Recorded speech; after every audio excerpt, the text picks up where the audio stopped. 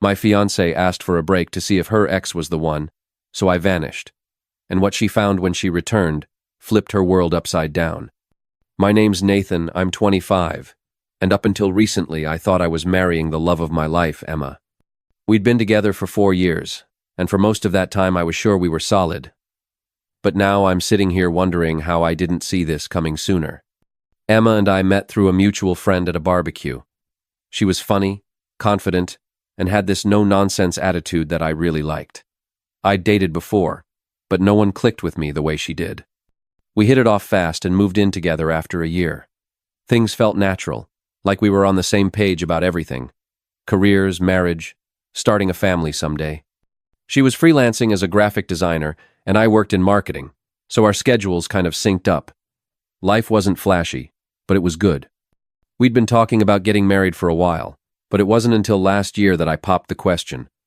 It wasn't anything fancy, just a quiet dinner at home, just the two of us. Emma seemed thrilled. She cried, hugged me, and said yes. That night, we started planning the future. A spring wedding, a small guest list, and this cozy little venue by the river. It felt like everything was falling into place, or so I thought. The first red flags weren't huge, obvious things.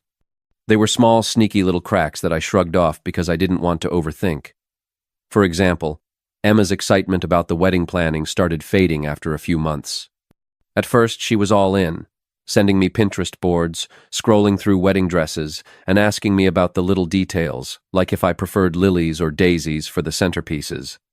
But then it just stopped. I'd ask her stuff like, "Hey, have you decided on your bridesmaids yet?" And she'd brush it off. "Not yet." "I'm still thinking about it," she'd say, over and over again. The same with her dress, the cake, even the music. Every decision we'd been so excited about just became this thing she wanted to delay. "There's still time," she'd tell me. It was like the wedding was an afterthought.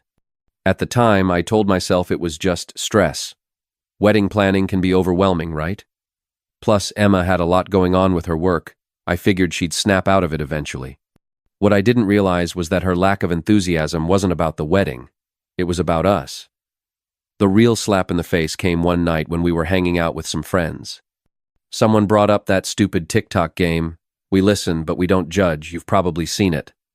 It's that game where you answer personal questions, and everyone's supposed to keep a straight face and not judge. Although everyone judges anyway. Everything was going fine until someone asked, if you could relive one relationship, which one would it be? Without even thinking, Emma said, "Oh, probably Ryan." Just like that. Ryan, her college ex, the one who cheated on her. The second she said it, the room got awkwardly quiet. She laughed nervously and tried to backtrack, saying, "I mean, not like I'd actually want to, it's just, a big part of my past." I wanted to call her out right there, but we were with friends, so I let it slide. Later, when we were alone, I asked her about it. What was that about Ryan? Why would you say you'd relive that relationship? She just shrugged it off like it was no big deal. It was a stupid game, Nathan. Don't take it so seriously. She smiled and changed the subject. I didn't push it because honestly I didn't want to start a fight over something that might have been nothing. But deep down, it stuck with me. After that, her behavior got harder to ignore. She was on her phone more often, scrolling through her messages with this sly little smile. She started making vague excuses about why she couldn't hang out, or why she'd cancel plans at the last minute. "Oh, sorry, I just have a lot of work to catch up on tonight," she'd say. Or "I promised my mom I'd visit this weekend." The excuses weren't exactly suspicious, but they were piling up. It felt like I was suddenly less of a priority. Then came the Friday night that changed everything. I got home early from work, excited to spend the evening with Emma.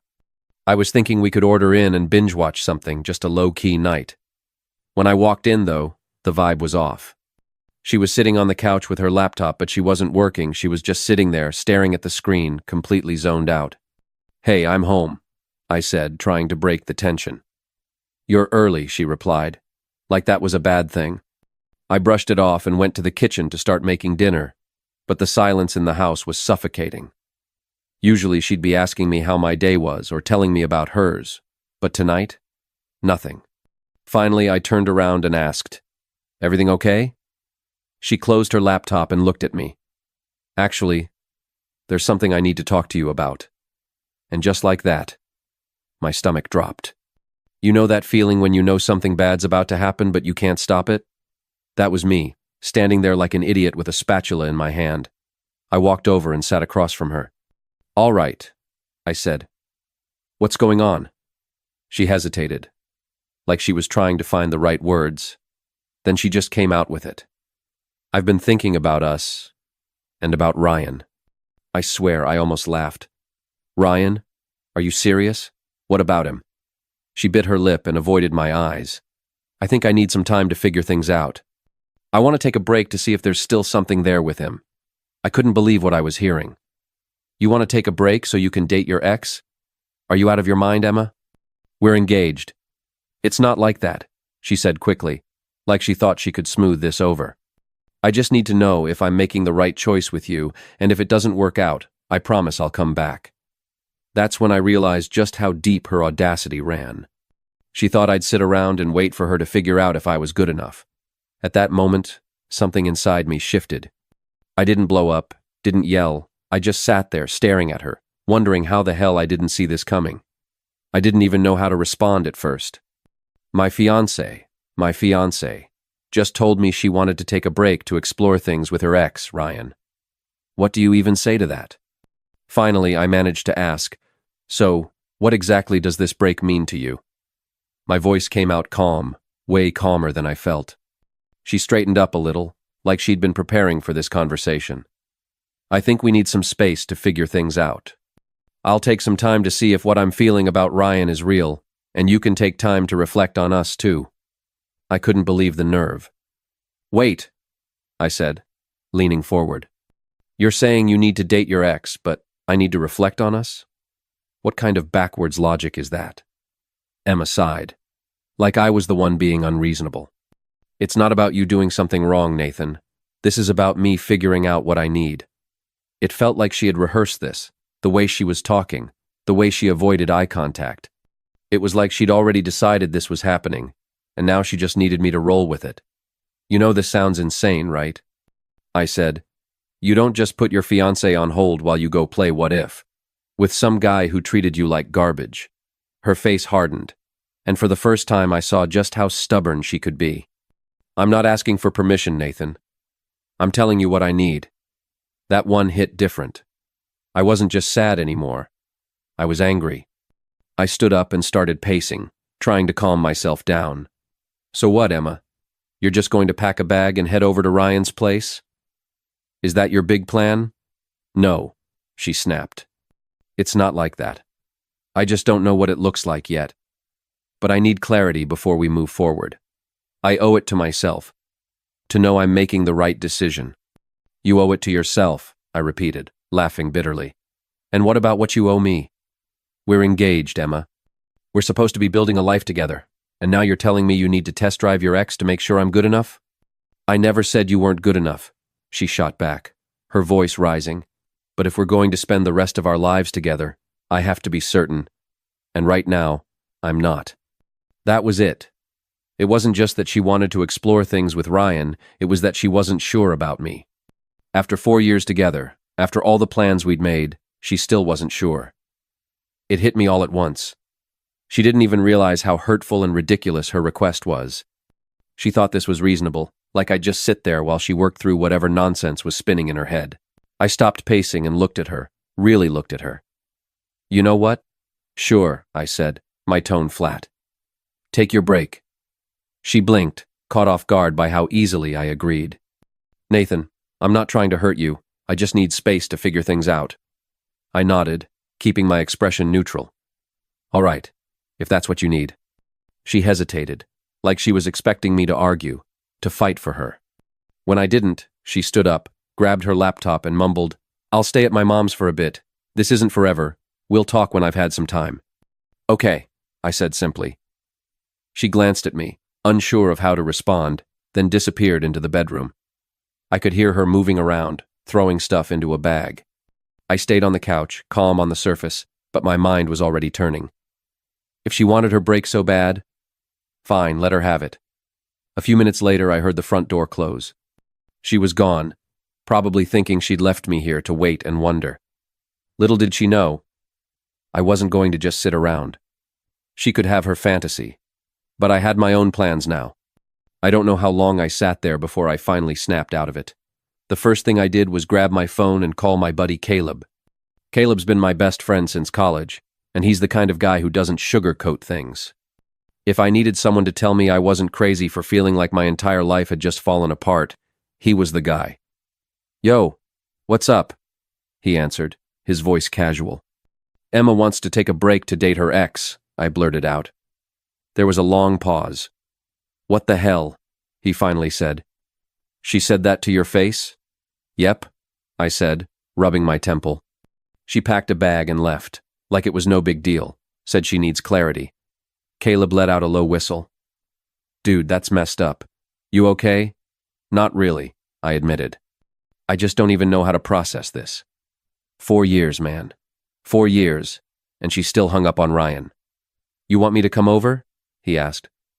"We can order some food, talk it out." "Yeah, actually, that'd be great," I said. About an hour later, Caleb showed up with pizza. He didn't even wait for me to explain the whole thing. He just listened as I vented about everything. By the time I finished, he was shaking his head. "Bro, she's not worth this," he said. "If she can't see what she has with you, that's on her. You're better off without someone who's going to treat you like a second option." I nodded, but it didn't make me feel any better. It wasn't just about losing Emma, it was about losing the future I thought we were building together.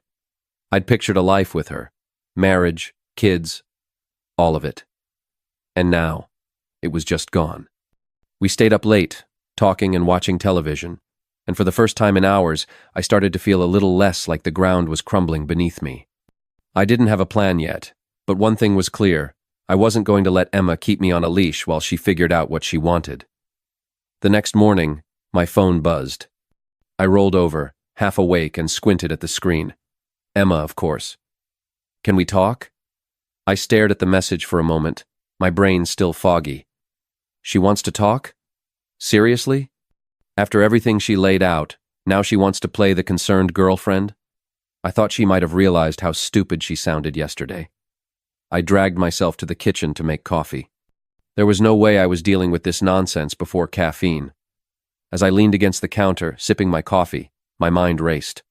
She really had the nerve to come back and act like I was the one who owed her patience. It wasn't anger I felt, at least not anymore. It was more disbelief. How could someone be so oblivious, so wrapped up in their own fantasy that they thought this kind of stunt was acceptable? But I wasn't about to let her see that. No, if she wanted to play this game, I'd play along, except I wouldn't be the one losing. Finally, I picked up my phone and replied, "Sure, come over later. Short, simple. Let her think she's still in control." A few hours later, there she was, standing at the door like nothing had happened. She looked polished, like she'd spent way too much time trying to perfect that calm, collected look.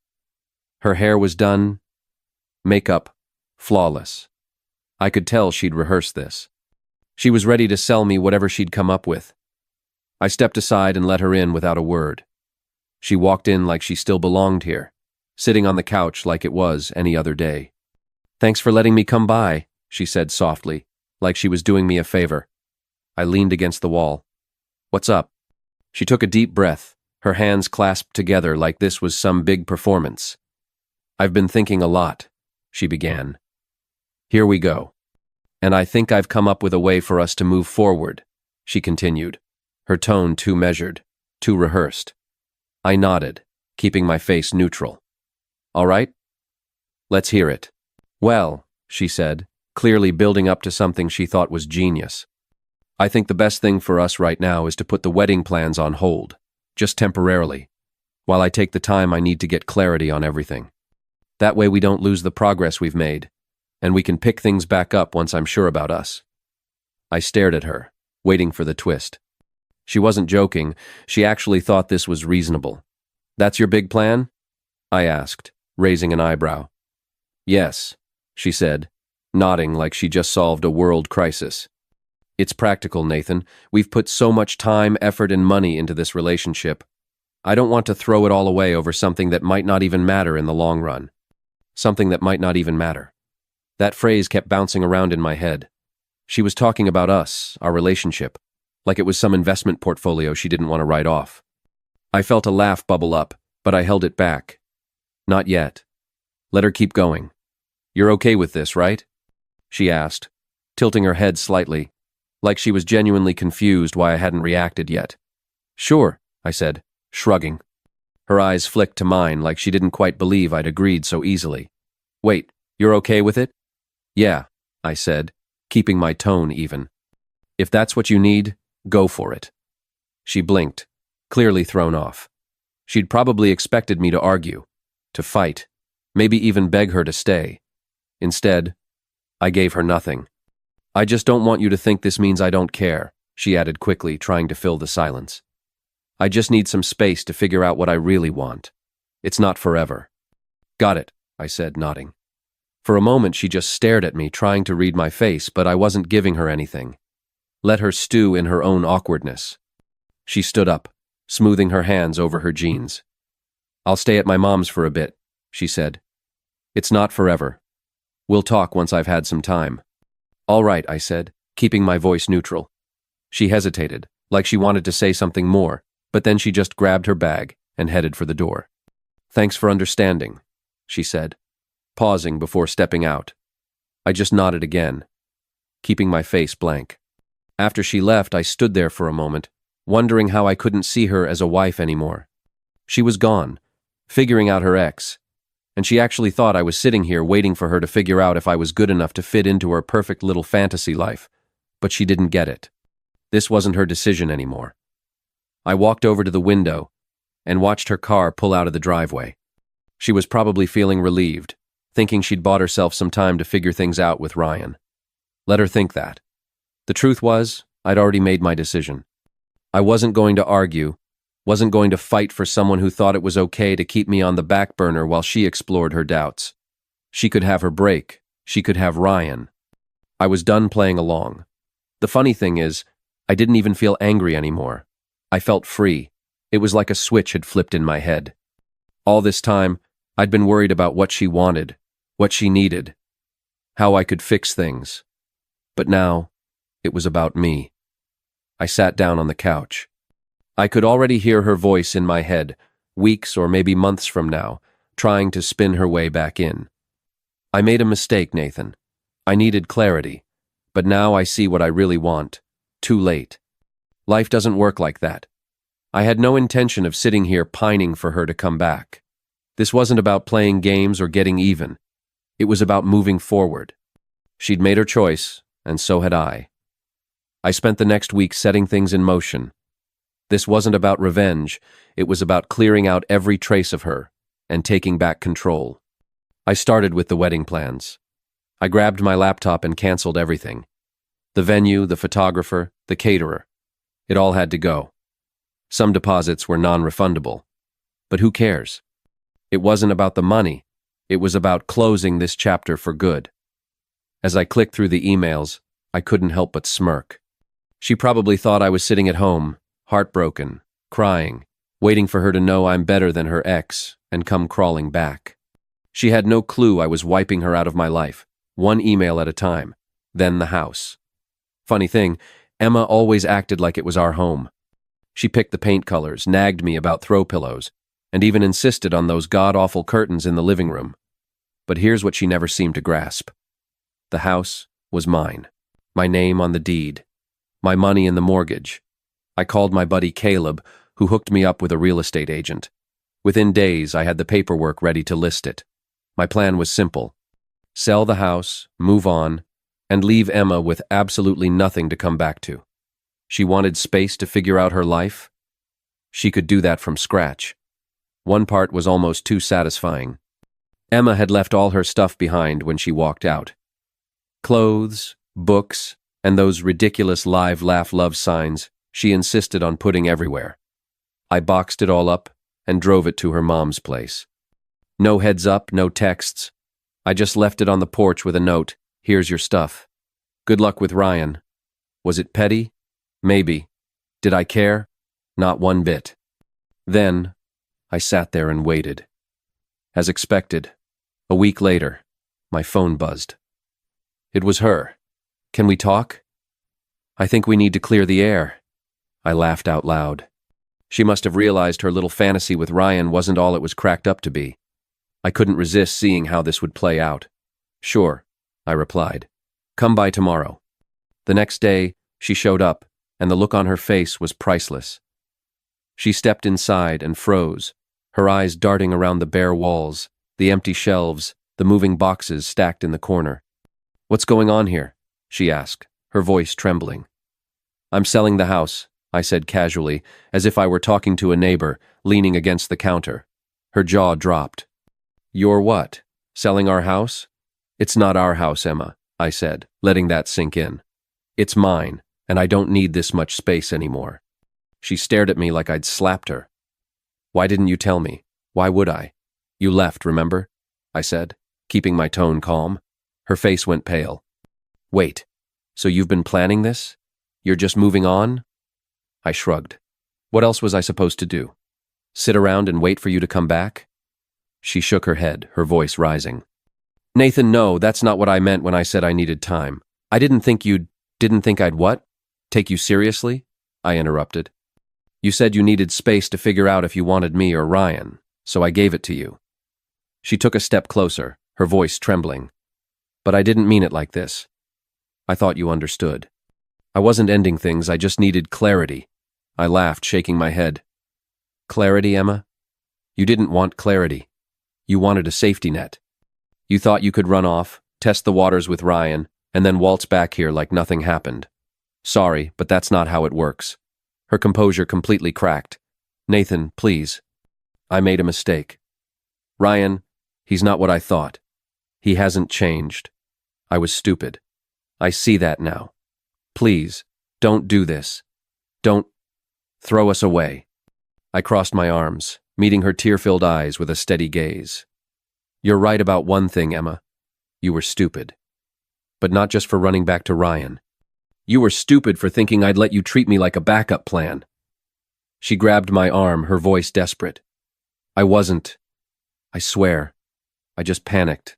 I was scared. But I know now that it's you. It's always been you. Please, we can fix this. We can still get married." I yanked my arm away, shaking my head. "No, we can't. You made your choice, Emma. You chose doubt. You chose Ryan. And now I'm choosing me." Her face crumpled, and she started sobbing. "Nathan, please. I'll do anything to fix this." "It's too late," I said firmly. "You broke this. You don't get to come back and pretend it never happened." She stood there, shaking, tears streaming down her face, finally realizing there was nothing left to say. She turned and walked out the door, and with that, Emma was out of my life. Or so I thought. I sold the house, moved into my new apartment, and started putting everything about her behind me. I wasn't bitter. I just didn't have the energy to keep dragging her baggage along. I thought I'd handled it cleanly, that we'd moved on separately. But Emma, she wasn't done, and when she made her move, it wasn't head-on. The first sign something was off came in a phone call from my mom. I'd barely said hello before she launched into it. "Nathan, why am I hearing from Aunt Linda that the wedding is canceled? Is this true?" I froze, the words catching me off guard. The only people who knew the wedding was off were me and Emma. I hadn't even told my family yet because, frankly, I didn't want to deal with their reaction. But now, the news was out. Where did Aunt Linda hear that? I asked cautiously, already suspecting the answer. From Emma's mom. "She's been telling everyone that you called off the wedding. Apparently, Emma is heartbroken and you're being unreasonable." I nearly dropped the phone. Heartbroken? Unreasonable? The audacity of her spinning this, like I was the bad guy, was almost impressive. She had been the one to walk away, the one who wanted to figure things out with her cheating ex, and now she was painting me as the villain. "Mom, that's not what happened," I said, trying to keep my voice calm. "Emma and I aren't together anymore. She made her choice, and I moved on." "Well, you need to do some damage control," she said, her tone sharp. "Half the family is talking about this, and they all think you blindsided her." "Damage control. That's what it came to now. Not only had Emma managed to worm her way into my family's conversations, but she turned the entire thing into a pity party for herself. I should have let it go. I should have chalked it up to her being petty and left it at that. But when I got a call later that same day from my boss, I realized this wasn't just a family issue anymore. "Hey Nathan, I wanted to check in," my boss said cautiously. "Is everything okay? I heard from a friend of mine. Apparently your ex is going through a tough time and she mentioned your name." "My ex mentioned my name at work?" "She didn't give any details, but you know how these things spread. Just making sure it's not going to cause distractions here." I clenched my jaw, the pieces falling into place. Emma hadn't just been telling her side of the story to family. She was dragging my name into her personal sob story with anyone who would listen. I thanked my boss for letting me know and hung up. My blood was boiling. This wasn't about closure or fixing things anymore. She was deliberately trying to sabotage my life, painting herself as the victim to anyone who would give her 5 minutes of attention. That was the last straw. I'd stayed quiet up until now, thinking it was the mature thing to do. But if she wanted to play games, I wasn't going to sit back and let her rewrite the narrative. The next day I sent a group message to both of our families, keeping it short and to the point. "Hi everyone. I wanted to address something. Emma and I are no longer engaged, and it was a mutual decision after a lot of difficult conversation. I'd appreciate it if we could all respect each other's privacy and move forward without assigning blame. Thank you." It wasn't dramatic, but it was enough to cut off her nonsense before it spread further. Then I blocked her on everything: phone, social media, email. She didn't deserve access to my life anymore, not after how she'd tried to twist things. The fallout wasn't easy. My mom wasn't thrilled about me handling it so bluntly, and a couple of relatives still whispered about how I could throw away such a good thing. But I knew the truth, and that was enough. All my ex-fiancée did was show me how little she respected me or the relationship we'd had. If anything, she made me even more grateful that I'd cut her out for good. So here I was, finally drawing the line. Blocking her was like flipping a switch, cutting the power to the drama machine she'd been running for weeks. It wasn't just about silencing her. It was about reclaiming my peace. The first thing I did was take control of the narrative. People love to fill in the blanks when you stay quiet, and I'd given Emma way too much space to craft her story. So I called up the people whose opinions mattered to me, my close friends, my siblings, and my mom. I laid it all out. No embellishments, just the facts. Look, I told my mom over coffee I didn't throw away a good thing. She bailed on me for her ex, plain and simple. I tried to be civil, but she's out here spinning tales like she's the victim. I'm not letting her trash my name. Mom gave me her classic disapproving look, the one that could make a grown man feel like a scolded teenager. "I get it, Nathan, but you could have been more tactful." "Tactful, Mom?" "She's airing our dirty laundry to anyone who'll listen. I'm done playing nice." That seemed to click for her. She sighed, finally conceding. "I just want you to be happy. Don't let her drag you down." From there, I made it my mission to shut down the whispers wherever they popped up. If someone brought up Emma, I gave them the short version: it didn't work out, and she's not the person I thought she was. End of story. Most people got the hint and dropped it, but a few needed a bit more directness, like my cousin James, who cornered me at a family barbecue. "Hey man, I heard you left Emma high and dry. What's up with that?" I stared at him, barely believing the audacity. "You heard wrong, James. She ditched me to figure things out with her ex. If you want the full story, ask her. I'm not playing the gossip game." He backed off pretty quick after that. While I was busy cleaning up the social mess, I also had to deal with work. My boss, thankfully, was chill about the whole thing. I explained the situation in private, emphasizing that it wouldn't affect my performance. He nodded and said, "I figured there was more to it. Just keep your head down and don't let it get to you." But Emma wasn't done trying to stir the pot. A week later, I got an email from a mutual friend of ours, Olivia. She wasn't taking sides, but she felt the need to share something. "Hey Nathan, I thought you should know Emma's been posting stuff online. Nothing outright nasty, but it's obvious she's talking about you. Just wanted to give you a heads up." I thanked Olivia and checked it out. Sure enough, Emma had been posting vague, passive-aggressive quotes about betrayal and heartbreak. Stuff like, "Some people will throw away diamonds to chase stones," real subtle.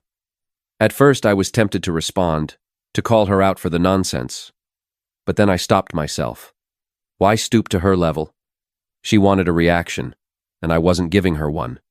Instead, I reported her posts for harassment and moved on. That was the real turning point for me, realizing I didn't owe her or anyone an explanation anymore. My life wasn't a public forum for her to dissect and manipulate. If she wanted to live in the past, that was her problem, not mine. One night, sitting with my buddy Lucas, he said something that really stuck with me. "Man, you dodged a bullet. Imagine if all this came out after you were married. You're better off. Trust me." He was right.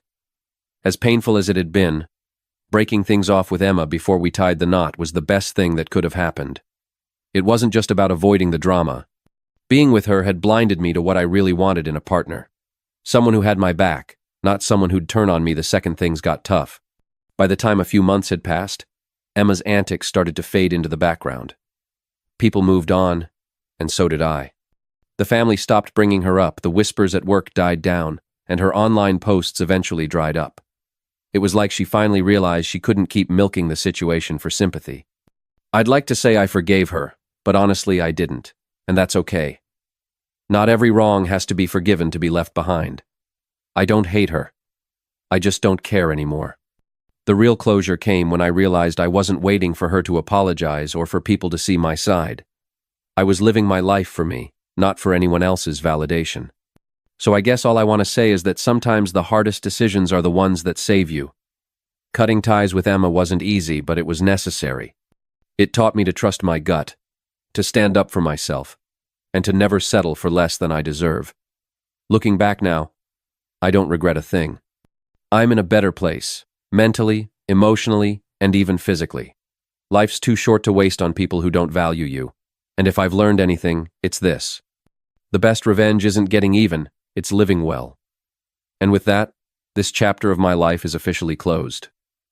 Thanks for sticking with me until the end.